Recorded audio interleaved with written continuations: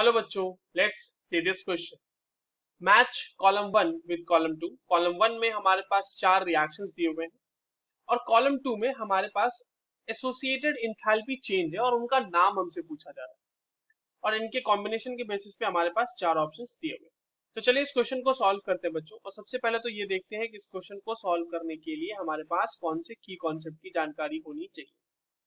देखिए, की कॉन्सेप्ट की अगर हम बात करें इस क्वेश्चन के लिए बच्चों, तो वो है enthalpy change for different types of reactions. ठीक है, enthalpy change enthalpy change for different reactions, right. हमारे पास जितने भी यहाँ पे रिएक्शंस है उनके लिए हमें इंथैल्पी चेंज पता करना है। चलिए देखते हैं क्लिक करके। जो हमारा पहला ऑप्शन है बच्चों, वहां पे देखिए क्या हो रहा है कि कार्बन जो है वो सॉलिड फॉर्म में यानी ग्रेफाइट के फॉर्म में उसको लिया गया और वहां से उसका ऑक्सीजन के साथ ट्रीटमेंट कराया गया और वहां से बना दिया गया CO2। तो देखो इसमें जो इंथैल्पी चेंज होगी वो क्या होगी। सबसे पहली बात तो जो इसकी इंथैल्पी चेंज है बच्चों वो कहलाएगी enthalpy change for combustion. Combustion कैसे, जब भी किसी भी हम एलिमेंट का ट्रीटमेंट कराते हैं, एलिमेंट या किसी भी स्पीशी का ट्रीटमेंट कराते हैं हम ऑक्सीजन के साथ इन ऑर्डर टू 1 मोल अगर उसका आपने लिया हुआ है और आप उसका ट्रीटमेंट करा रहे हो सिंपल ऑक्सीजन के साथ या फिर उसकी रिएक्शन ऑक्सीजन के साथ करा रहे हो सिंपली, तो that is termed as combustion. और कंबशन के दरमियान जो इंथैल्पी का चेंज होगा वो इंथैल्पी चेंज ड्यूरिंग कंबशन। तो यहाँ पे देखो हमने कार्बन का 1 मोल लिया है, उसका ऑक्सीजन के साथ रिएक्शन करा रहे हैं, CO2 बना रहे हैं, इंथैल्पी चेंज ऑफ कंबशन। दूसरी चीज यहाँ पर एक चीज आपको और ध्यान देनी है कि ये जो होगी ना ये इंथैल्पी ऑफ फॉर्मेशन भी होगी। किसके लिए इंथैल्पी ऑफ फॉर्मेशन होगा, ये CO2 के लिए। अब इंथैल्पी ऑफ फॉर्मेशन हम लोग डिफाइन कब करते हैं, इंथैल्पी ऑफ फॉर्मेशन हम लोग तब डिफाइन करते हैं जब बच्चों जब हम किसी स्पीशी को बना रहे हैं उसके कॉन्स्टिट्यूएंट पार्टिकल्स के स्टैंडर्ड स्टेट्स। तो यहाँ पर कार्बन का स्टैंडर्ड स्टेट सॉलिड फॉर्म में ही मिलता है हमें और ऑक्सीजन का स्टैंडर्ड स्टेट तो गैसियस फॉर्म ही है। तो हमने इसके कॉन्स्टिट्यूएंट पार्टिकल कार्बन डाइऑक्साइड के कॉन्स्टिट्यूएंट पार्टिकल्स से के स्टैंडर्ड स्टेट से हमने कार्बन डाइऑक्साइड को डायरेक्टली बना लिया। तो इसलिए यहाँ पर जो इंथैल्पी चेंज होगी that will be also called as enthalpy change for formation of CO2। ठीक है, तो हमारा ए किस किस से मैच कर जाएगा, हम लोग यहाँ पे कोड बनाते चलते हैं साथ साथ। तो ए हमारा मैच कर जाएगा, पी से भी मैच कर जाएगा और क्यू से भी मैच कर जाएगा। अब देखो एटमाइजेशन नहीं हो सकता बच्चों। क्यों एटमाइजेशन नहीं हो सकता, एटमाइजेशन में हम बेसिकली क्या करते हैं, स्पीशीज को हम लोग तोड़ के वहां पर से 1 mole of gaseous atoms generate करते हैं।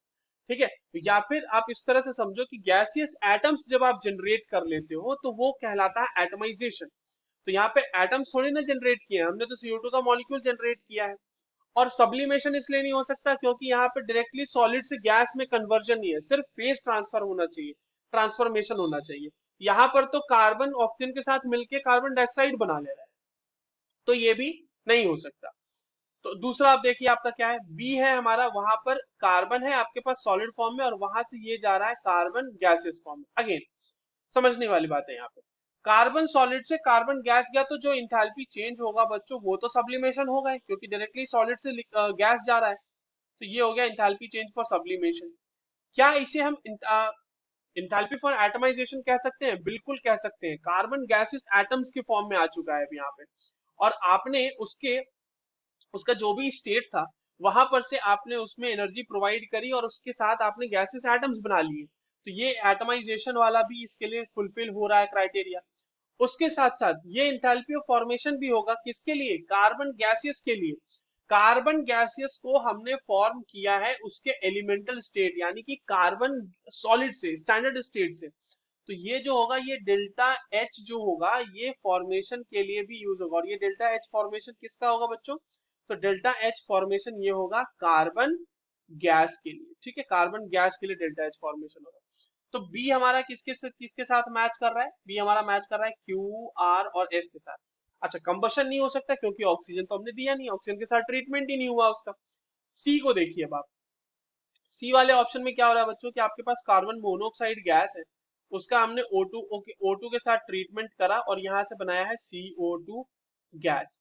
क्या ये इंथैल्पी ऑफ एटमाइजेशन होगा, बिल्कुल नहीं, यहाँ पे कोई एटम बन ही नहीं रहा है हमारे पास। क्या ये सब्लिमेशन होगा, बिल्कुल नहीं, सॉलिड से गैस आना चाहिए था। क्या ये कंबशन होगा, यस कंबशन होगा ये।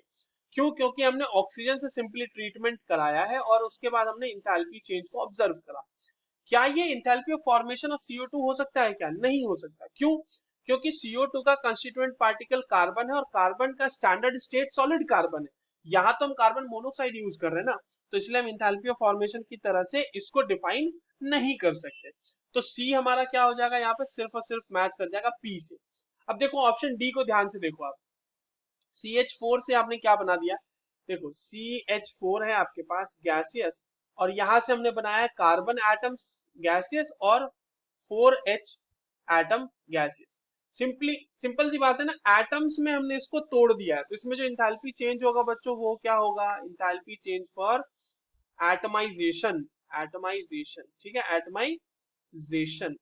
अब एक बात बताओ यहाँ पे आप, क्या ये फॉर्मेशन होगा क्या कार्बन और हाइड्रोजन का? नहीं, एलिमेंटल स्टेट से फॉर्मेशन होना चाहिए था ना, मतलब स्टैंडर्ड स्टेट से। तो CH4 तो स्टैंडर्ड स्टेट है नहीं इन दोनों में से किसी का। कंबशन हो सकता है, ऑक्सीजन का इन्वॉल्वमेंट नहीं है तो नहीं हो सकता। और क्या है, एक हमारे पास सब्लिमेशन, सब्लिमेशन भी नहीं हो सकता क्योंकि वहां पे सॉलिड से डायरेक्टली गैस कन्वर्जन होना चाहिए, तो वो भी नहीं हो रहा। तो एस हमारा किस चीज से मैच कर जाएगा, या फिर डी हम किस चीज से मैच करा देंगे बच्चों, डी हम सिर्फ और सिर्फ मैच करा पाएंगे आर से। तो ये जो कॉम्बिनेशन है, ए के लिए PQ, बी के लिए QRS एंड सी के लिए P एंड डी के लिए R, ये कहाँ दिया हुआ है, ये दिया हुआ है हमारा ऑप्शन डी में।